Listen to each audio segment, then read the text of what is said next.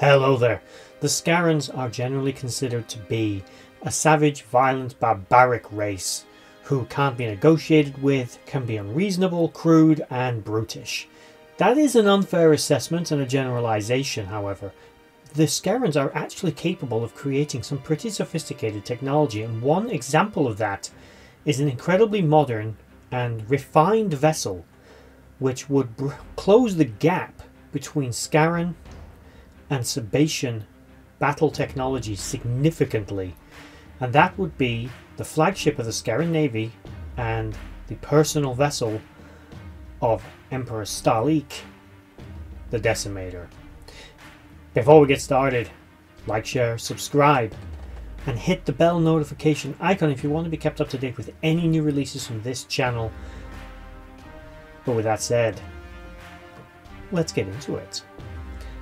The Scarran Decimator was a smaller ship. It was much smaller than a Peacekeeper command carrier, and as a result obviously significantly smaller than a Scarran Dreadnought, but what it lacked in size it made up for in utility. Because remember, it's not the size that counts, it's what you do with it. And you could do a lot with this little ship. It packed a hell of a punch. It was defended, of course, by an armoured hull, deflector screens, a point defence grid of sorts, as well as other conventional weaponry.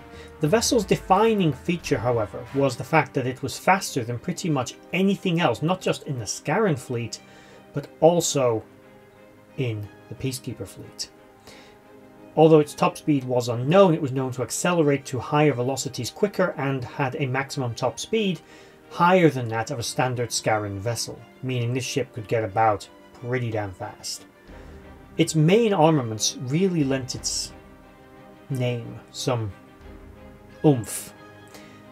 Its forward-facing missile launch systems, although the exact nature of these missiles is a little vague, they are some kind of thermonuclear enhanced warhead, but they are beyond anything that humans have ever produced. Fission bombs capable of leveling continents launched from this vessel in sequence. They are immensely powerful and incredibly dangerous, and they give this ship a deadly aspect that is just not equaled by the firepower of any one other vessel. The vessel itself in its interiors is also much more sparse and more sort of elegantly put together than a typical Scarran vessel would be. It almost has a feel being more like something the Peacekeepers might have made, although it's nothing to do with Peacekeeper technology.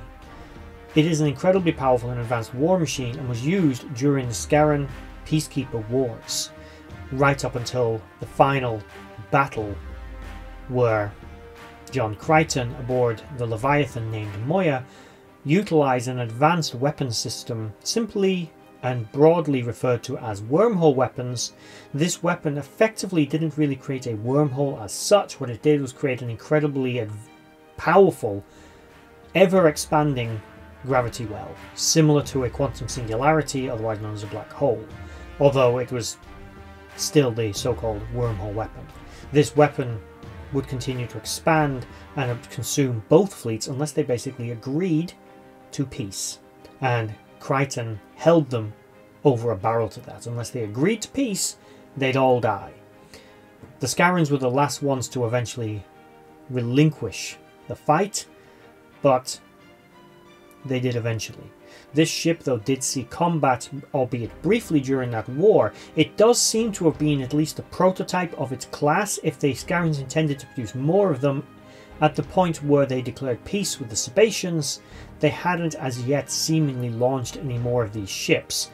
They were either under construction or for whatever reason were being held in reserve. I think it's more likely that this ship was a culmination of the most advanced and sophisticated sciences that the Scarrans had at their disposal, and was built more in a vacuum as a sort of look what we can build, but was such a complicated, overly engineered starship that they didn't have the resources to build more of them.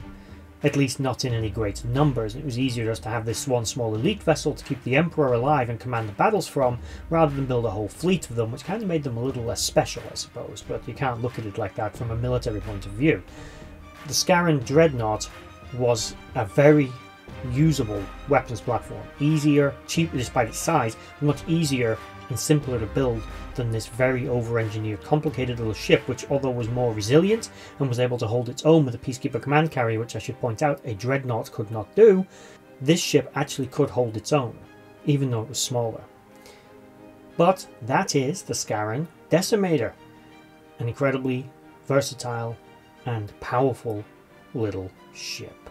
In overall appearance, it had a sort of look of being mean. This had an intimidation factor as well as being basically a very powerful weapon. It was as much psychological as anything, much like many Scarran vessels. It was designed to look mean.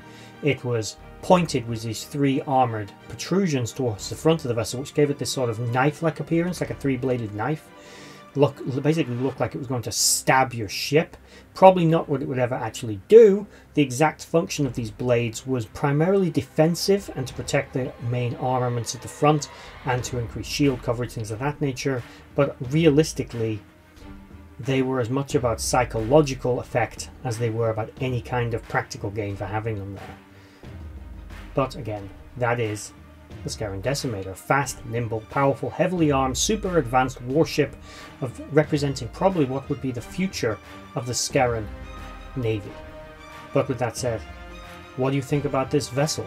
This ship featured in the miniseries Farscape, The Peacekeeper Wars, which was a 4-episode miniseries used to round off the series after it was, unceremoniously cancelled, and this was a way of finishing it off. This vessel appeared to menace the crew of Moya and, of course, all the peacekeepers and free peoples and conquered peoples and any other peoples of the Farscape galaxy. Because as I've said before, it's not exactly a black and white galaxy there.